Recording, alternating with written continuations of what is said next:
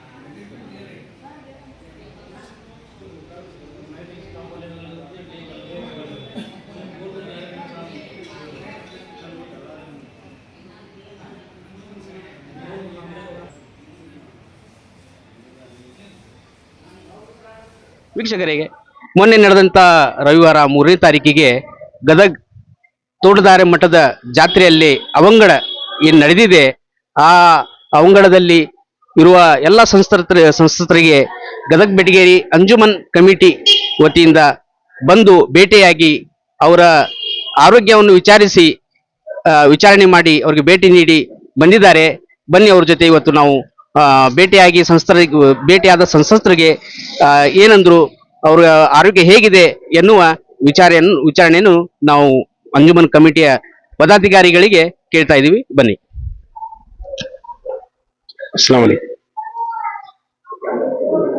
ಏನು ಇವತ್ತು ಅಂಜುಮನ್ ಕಮಿಟಿಯಿಂದ ನಾವು ಮೊನ್ನೆ ನಡೆದಂತ ತೋಟದಾರ್ಯ ಮಠದ ಜಾತ್ರೆಯಲ್ಲಿ ಅವಂಗಡ ಆಗಿದೆ, ಅವರು ಇವತ್ತು ಜಿಲ್ಲಾ ಆಸ್ಪತ್ರೆಯಲ್ಲಿ ಅಡ್ಮಿಟ್ ಇದ್ದಾರೆ.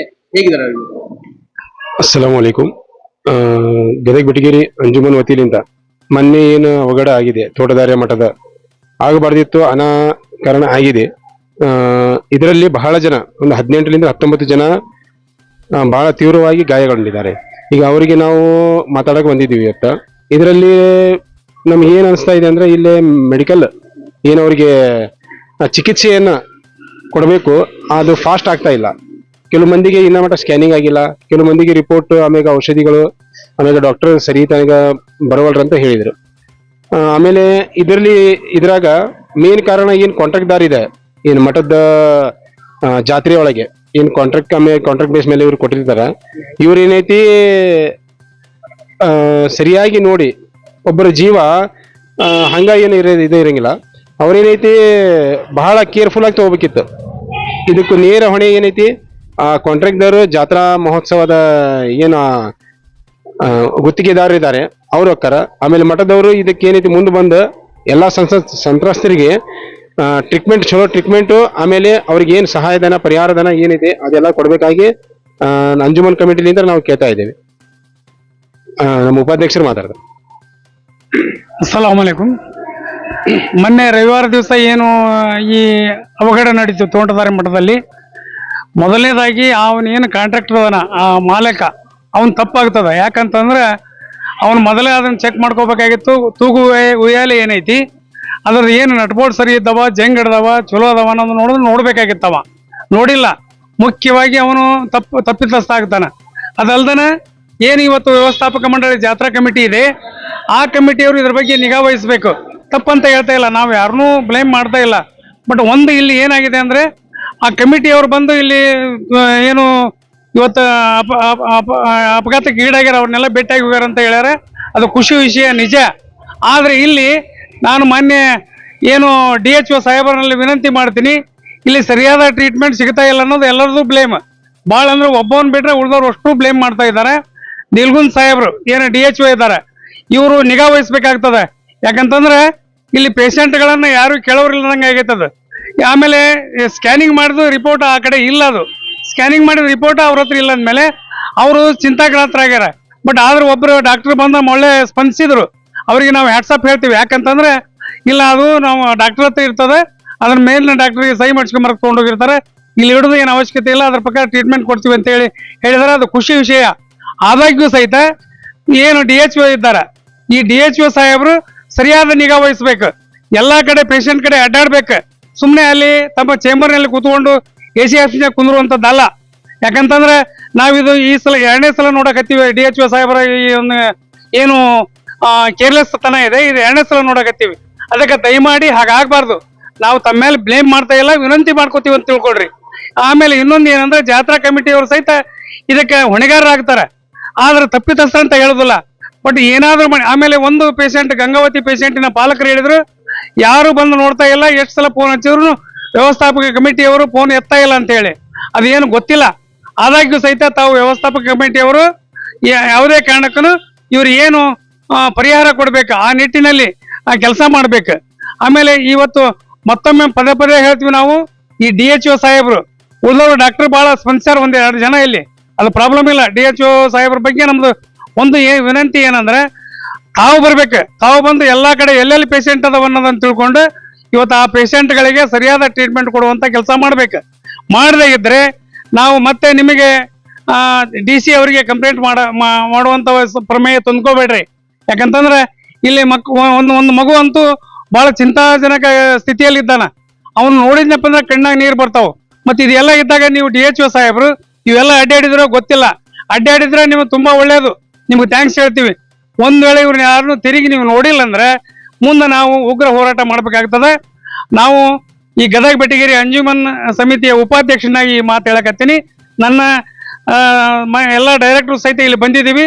ಎಲ್ಲ ಪೇಷಂಟ್ಗಳನ್ನ ಭೇಟಿಯಾಗಿ ಅವರ ಅಹವಾಲನ್ನು ಕೇಳಿದ್ದೀವಿ.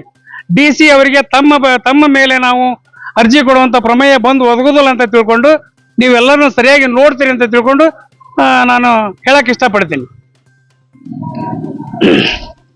ನೋಡಿ, ಈಗ ಅಂಜುಮನ್ ಕಮಿಟಿ ಉಪಾಧ್ಯಕ್ಷರಾದ ಇವತ್ತಿನ ಜಿಲ್ಲಾ ಉಸ್ತುವಾರಿ ಸಚಿವರನ್ನ ಸಹಿತ ವಿನಂತಿ ಮಾಡ್ಕೋತೀವಿ. ಯಾಕಂದ್ರೆ ಸಾರ್ವಜನಿಕವಾಗಿ ತಾವೆಲ್ಲರಿಗೆ ಸ್ಪಂದಿಸ್ತೀರಿ. ಅದೇ ರೀತಿ ಇವತ್ತೇನು ಇಲ್ಲಿ ಅವಘಡ ಆಗಿದೆ, ಈ ಜನರನ್ನ ಸ್ವಲ್ಪ ಕೇರ್ ತಗೊಳಕ್ಕೆ ಮಾನ್ಯ DHO ಸಾಹೇಬರಿಗೆ ಆದೇಶ ಮಾಡ್ತಾರಂತೇಳಿ ಮಾಡ್ಬೇಕಂತೇಳಿ ತಮ್ಮಲ್ಲಿ ವಿನಂತಿ ಮಾಡ್ತೀವಿ. ನೀವು ಹಲವಾರು ಕೆಲಸಗಳನ್ನ, ಒಳ್ಳೆ ಕೆಲಸಗಳನ್ನ ಮಾಡ್ತಾ ಇದ್ದೀರಿ. ನಾವು ಅದಕ್ಕೆ ಹ್ಯಾಟ್ಸಪ್ ಹೇಳ್ತೀವಿ, ತಮಗೆ ಅಭಿನಂದನೆಗಳನ್ನ ಹೇಳ್ತೀವಿ. ಇದನ್ನೂ ಸಹಿತ ಇಲ್ಲೇನು ಬಡ ಮಕ್ಕಳು ಇವತ್ತೇನು ಇಲ್ಲಿ ಮಲಗಿದಾರ ಹಾಸಿಗೆ ಮೇಲೆ, ಅವರಿಗೆ ಒಳ್ಳೆಯ ಟ್ರೀಟ್ಮೆಂಟ್ ಕೊಡುವ ನಿಟ್ಟಿನಲ್ಲಿ ಕೆಲಸ ಮಾಡಕ್ಕೆ ನೀವು ಆದೇಶ ಮಾಡ್ತೀರಿ ಮಾನ್ಯ DHO ಸಾಹೇಬರಿಗೆ ಅಂತ ತಮ್ಮ ಮಾನ್ಯ ಮಂತ್ರಿಗಳಲ್ಲಿ ವಿನಂತಿ ಮಾಡ್ಕೊಳ್ತಾ, ಈಗೇನು ಆಮೇಲೆ ಈ ಕಮಿಟಿಯಿಂದ ಜಾತ್ರಾ ಕಮಿಟಿ ವತಿಯಿಂದ ಮತ್ತು ಅವನೇನು ತಪ್ಪಿತಸ್ಥ ಇದ್ದಾನೆ ಅವನು ತೂಗುವೆಲೆಯ ಮಾಲಕ, ಅವರಿಂದ ಪರಿಹಾರವನ್ನು ಈ ಬಡ ಪೇಷಂಟ್ಗಳಿಗೆ ಕೊಡುವ ನಿಟ್ಟಿನಲ್ಲಿ ತಾವು ಸಹಿತ ಸ್ಟ್ರಿಕ್ಟ್ ಆಗಿ ಆದೇಶ ಮಾಡ್ತಾರೆ ಅಂತೇಳಿ ತಮ್ಮ ಮೇಲೆ ನಂಬಿಕೆ ಇಟ್ಟು ನಾನು ಹೇಳಕ್ಕೆ ಇಷ್ಟಪಡ್ತೀನಿ.